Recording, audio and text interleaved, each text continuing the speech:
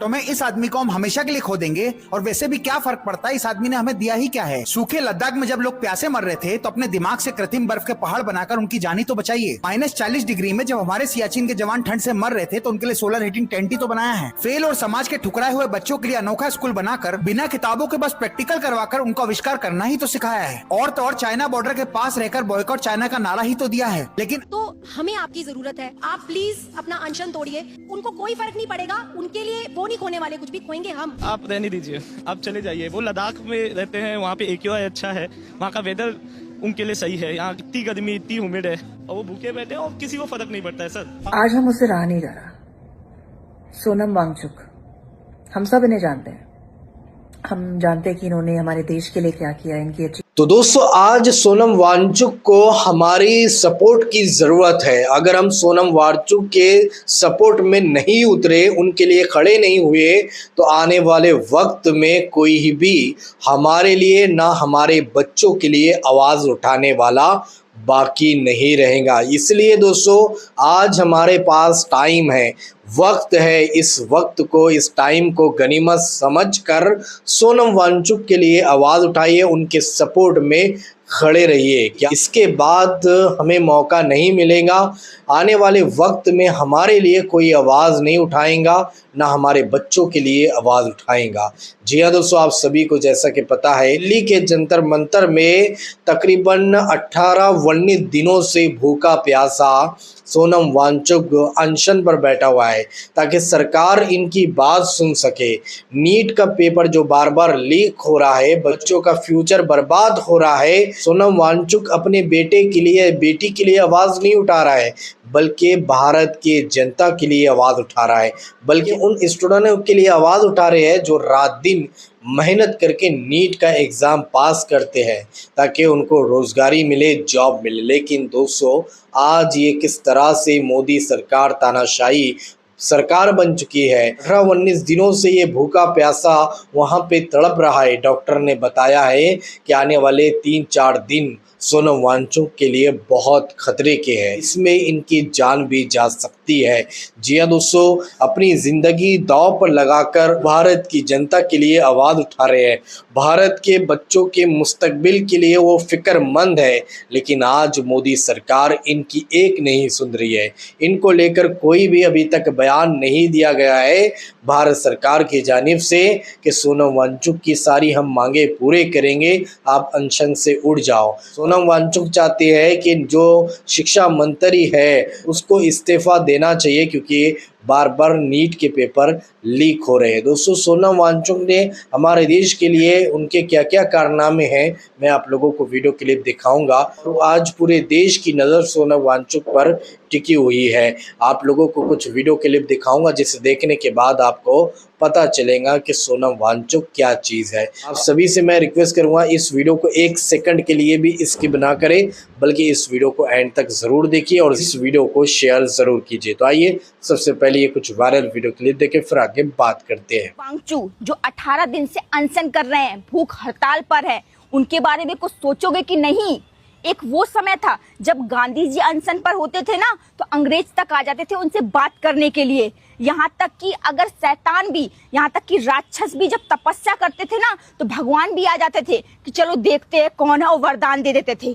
तो हमारे मोदी जी को दया नहीं आ रही हमारे देश के साइंटिस्ट के ऊपर कि जाएं और जाकर उनसे बात करें, जाने की क्या चाहते हैं। वो बुरी चीज तो चाहते नहीं है, वो हमारे लिए चाह रहे हैं ना, जो भी हमारे देश के युवा के लिए चाह रहे हैं, हमारे देश के लिए चाह रहे हैं, अपने लिए तो कुछ चाह नहीं रहे हैं ना।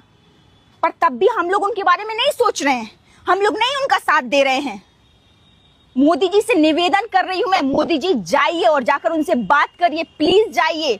जब वो चले जाएंगे हमको छोड़कर, तब सब उठेंगे और जाके स्टोरी लगा देंगे कि बीजेपी और धर्मेंद्र प्रधान के लिए है कि समय रहते आप इस्तीफा दे दीजिए तो बहुत ही अच्छा रहेगा। बीजेपी का जो अनशन है ये खत्म हो जाएगा, सोनम वांगचुक जी अपने घर लौट जाएंगे और बाकी सभी स्टूडेंट्स को एक उम्मीद दिखेगी। लेकिन अगर बीजेपी ये सोच के बैठी है कि एक आध इंसान के मर जाने से कोई फर्क नहीं पड़ता है उनको, तो मैं आपको बोल रही हूँ कि आप आने वाले टाइम में अगर सोनम वांगचुक को कुछ हो गया तो जो लाखों करोड़ों स्टूडेंट्स की जो उम्मीद टूट जाएगी ना, जिसका कत्ल आप करेंगे, उसका परिणाम क्या होगा ये आप देखने को तैयार रहना। जो स्टूडेंट्स है वो रोड पे ना निकल जाए, उनके साथ में अगर जनता रोड पे ना आ जाए, उनके माता पिता और सब, क्योंकि अब लोग चुप बैठने वाले नहीं हैं। अब सबको हकीकत दिखने लगी है। अंधभक्त है लेकिन अब बहुत कम रह गए हैं। उनको भी नजर आने लगा है कि शिक्षा के खिलाफ अगर बीजेपी जाएगी तो फिर बीजेपी को ही जाना पड़ेगा। मोदी जी, अगर आप चाहते हैं कि देश के अंदर नेपाल जैसे हालात ना हो तो समय रहते धर्मेंद्र प्रधान का इस्तीफा ले लो और देश को इस चीज से आश्वस्त कर दो कि हम आपके साथ हैं, हम युवाओं के सपनों के साथ जुड़े हुए हैं, हम रोजगार शिक्षा की बात करते हैं। तो जिस तरीके से लोग जंतर मंत्र पे जा करके प्रदर्शन में जुड़ रहे हैं ना, उनका सपोर्ट कर रहे हैं, उनका ही क्या देश के बच्चों के शिक्षा का सवाल है, इसलिए वो सब सपोर्ट कर रहे हैं। आने वाले समय में ऐसा टाइम आएगा कि एक धर्मेंद्र प्रधान के इस्तीफे से कुछ नहीं होगा, फिर पूरी बीजेपी का ही तख्ता पलट कर देंगे। अगर ऐसी कंडीशन आप देश में मत बनाइए। आपसे अनुरोध है, एक शिक्षा मंत्री का इस्तीफा आपसे मांगा गया है, उसको ले लीजिए आप। और एक बात और, हम महात्मा गांधी और हम भगत सिंह को तो नहीं देख पाए थे कि उन्होंने देश के लिए क्या किया था, देश के आने वाले भविष्य को सुधारने के लिए उन्होंने कितनी अपनी कुर्बानी दी थी, उन्होंने कितना क्या त्याग किया था, वो हम नहीं देख पाए थे। लेकिन हम अभी जो सोनम वांगचुक जी को देख रहे हैं ना, उनसे उनको कुछ नहीं मिलने वाला है। वो उन बच्चों के भविष्य को सुधारने के लिए जो दिन रात ये जो भूख हड़ताल पे बैठे हैं ना, जो सब कुछ सहन कर रहे हैं, वो आपके और हमारे बच्चों के लिए कर रहे हैं, आने वाली पीढ़ी के लिए कर रहे हैं, आज की युवा के लिए कर रहे हैं। तो उनका सपोर्ट करना बहुत ज्यादा जरूरी है। समय रहते आप इस बात को समझ लीजिए, वरना बाद में कुछ नहीं बचेगा। और आप सबसे गुजारिश है कि आप सब जंतर मंतर पहुंचे और उनका सपोर्ट करें, जो कि उन्हें बहुत ज्यादा जरूरत है। अभी हमारे देश को बहुत ज्यादा जरूरत है, क्योंकि वो अपनी लड़ाई नहीं लड़ रहे हैं अकेले की, वो हम सब के लिए लड़ रहे हैं, आपके बच्चों के लिए लड़ रहे हैं। भाई ये बंदा इतने दिनों से भूख हड़ताल पर क्यों है? ना तो इसके बच्चे ने नीट का एग्जाम दिया, और ना नीट का एग्जाम जब लीक हुआ 21 बच्चों ने अपनी जान गंवाई, उसमें भी इसके बच्चे नहीं थे। और ना ये कोई आम इंसान है, ये तो खुद वैज्ञानिक है। इसका और इसके बच्चों का फ्यूचर तो एकदम सेफ है। फिर ये बंदा भूख हड़ताल पे क्यों बैठा है? और भाई ये इतना पैसे वाला है कि हर एक दिन एक से एक लजीज खाने भी खा सकता है, लेकिन फिर भी इसे ऐसा क्यों लगता है कि हमारे अंधे और बहरे देश के लोगों को जगा सकता है? उससे भी बड़ी बात है कि देश में ईमानदारी की कोई आज मूल्य नहीं है, सब बेईमानी पर चल रहा है, सब चीज बिकाऊ है, एग्जाम के पेपर से लेके वोट तक। भाई साहब, हम लोगों की मानसिकता और ये समाज इतना सड़ चुका है ना कि हमें तो ये लगता है कि जब तक आफत हमारे खुद के दरवाजे तक नहीं आए, हमारे संग थोड़ी हुआ है ना। नीट का पेपर लीक हो गया जिसमें 21 बच्चों ने अपनी जान गंवा दी, लेकिन लोग अभी भी सोच रहे हैं अरे हमारे बच्चे तो सेफ हैं, हमारे बच्चों ने तो पेपर ही नहीं दिया, तो हम प्रोटेस्ट में क्यों जाएं? इतनी हमारी बच्चियों के संग दरिंदगी होती है, लोग अरे वो दूसरे की बेटियां हैं, हमारी बेटियां थोड़ी हैं, हमारी बेटियां तो सेफ है ना। रोड एक्सीडेंट में आए दिन लोग मर रहे हैं, लेकिन लोग क्या सोचते हैं, अरे हमारे घर के लोग तो अभी सेफ है ना, क्या दिक्कत है?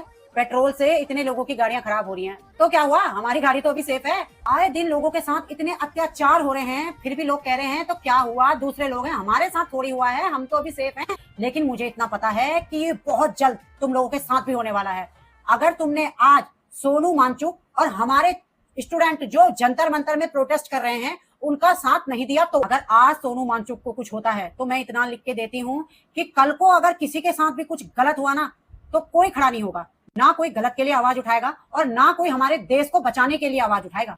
और मैं यकीन के साथ कह सकती हूँ कि सोनम वांगचुक ही वो इंसान है जो इस नमक हराम सरकार को आईना दिखा सकता है। तो ज्यादा से ज्यादा सोनम सर को सपोर्ट करो, क्योंकि भाई ये हमारे और तुम्हारे बच्चों के लिए ही लड़ रहे हैं, हमारे और तुम्हारे बच्चों के लिए ही अपने शरीर को इतना कष्ट दे रहे हैं इतने दिनों से। तो ज्यादा से ज्यादा सोनम सर को सपोर्ट करो, कमेंट में लिख दो आई सपोर्ट सोनम वांगचुक, ताकि सोनम सर को भी लगे कि हाँ हमारे देश में अभी भी कई लोग ऐसे हैं जिनका जमीर अभी भी जिंदा है। तो भाई ज्यादा से ज्यादा कमेंट करो, पता तो चले कि कौन कौन लोग अपने बच्चों के भविष्य के साथ और सोनम। तो मैं इस आदमी को हम हमेशा के लिए खो देंगे, और वैसे भी क्या फर्क पड़ता है, इस आदमी ने हमें दिया ही क्या है। सूखे लद्दाख में जब लोग प्यासे मर रहे थे तो अपने दिमाग से कृत्रिम बर्फ के पहाड़ बनाकर उनकी जानी तो बचाइए। -40 डिग्री में जब हमारे सियाचिन के जवान ठंड से मर रहे थे तो उनके लिए सोलर हीटिंग टेंट ही तो बनाया है। फेल और समाज के ठुकराए हुए बच्चों के लिए अनोखा स्कूल बनाकर बिना किताबों के बस प्रैक्टिकल करवाकर उनको आविष्कार करना ही तो सिखाया है। और तो और चाइना बॉर्डर के पास रहकर बॉयकॉट चाइना का नारा ही तो दिया है। लेकिन आज ये 60 साल का बुजुर्ग पिछले 15 दिनों से कड़कड़ाती धूप और ठंड में भूखा प्यासा बैठा है ताकि नीट परीक्षा में धोखा खाए बच्चों को इंसाफ मिल सके। अगर आज हम इनके लिए नहीं बोले तो कल दोबारा कोई भी इंसान इस देश के लिए और हमारे बच्चों के लिए खड़े होने की हिम्मत नहीं करेगा। शायद अगले 48 घंटे तो दोस्तों सोनम वांगचुक के सपोर्ट में हमें और आपको भी खड़े रहना है, उनकी आवाज़ में